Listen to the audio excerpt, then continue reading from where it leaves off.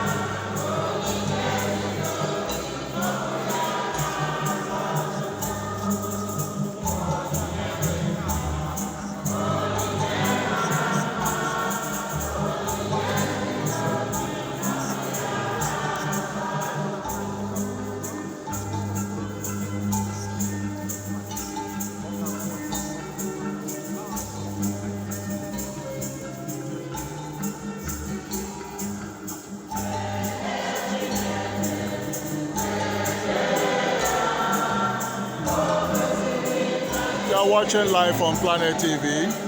BrainPowerPlanet.com is live on this event, 17th of December 2023.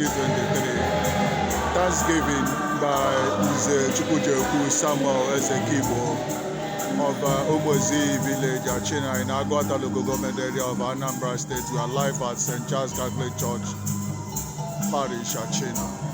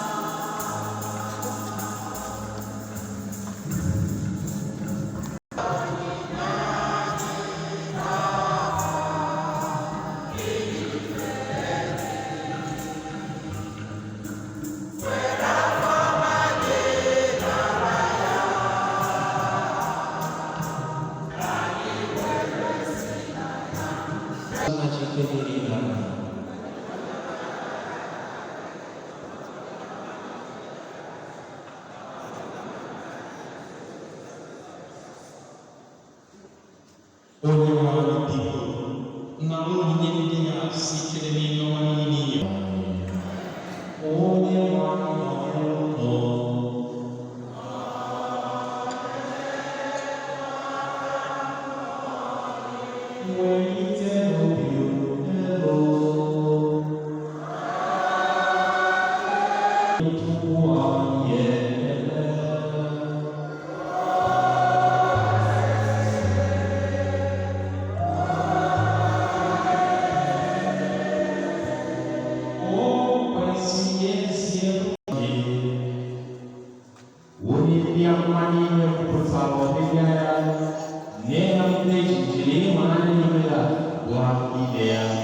Nemo, Manissimo,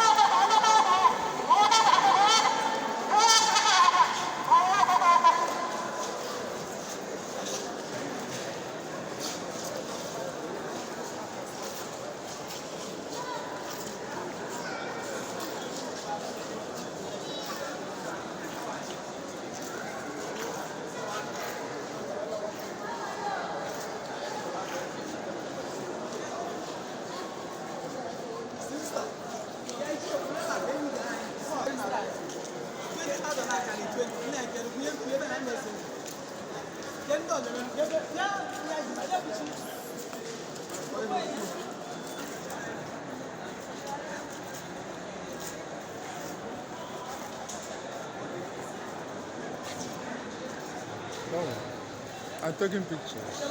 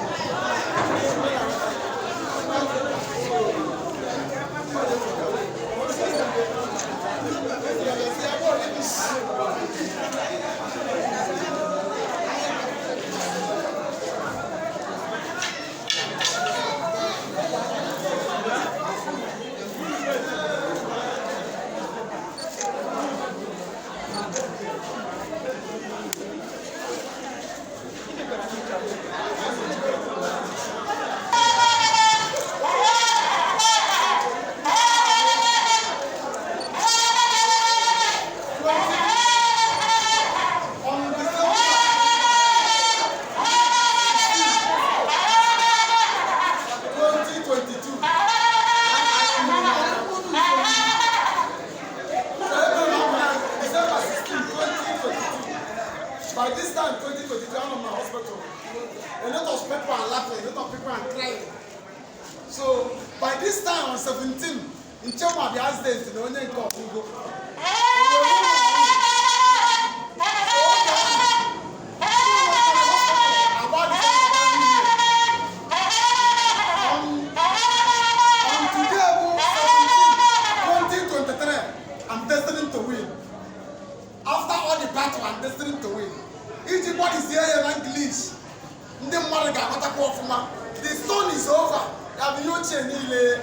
go. And the last time they were given my family again. All last year, I'm going to so the sun is over. And they just been there.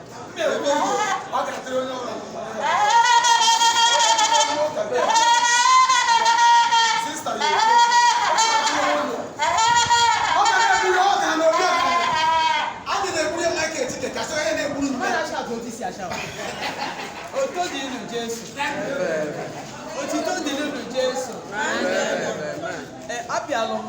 Esimuhu to their mass 9 o'clock maka ndị be Ezekiel maka nwanne anyị nwoke bịa ebe a gafete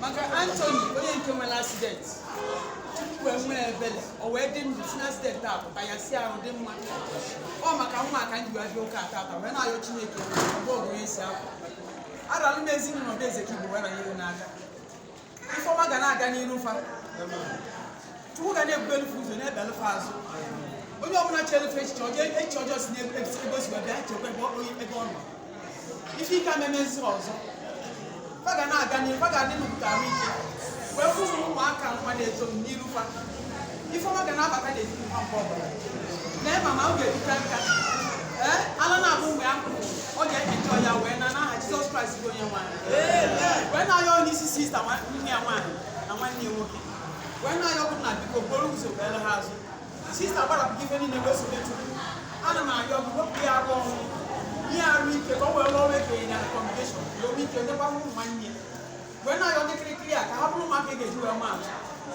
aga n'iru ha dị Chineke n'aka ojenụ na ha dị Chineke n'aka mgbe ọ bụla ha na-aga nye okporo ụzọ rube isi ndị ilu ama akwụkwọ pụtazi ha ọzọ ndị ajọ nwa ama akwụkwọ pụtazi ha ọzọ ka a ga-adị ndụ wee ba 2024 with joy n'aha Jesus Christ bụ onye nwanyị.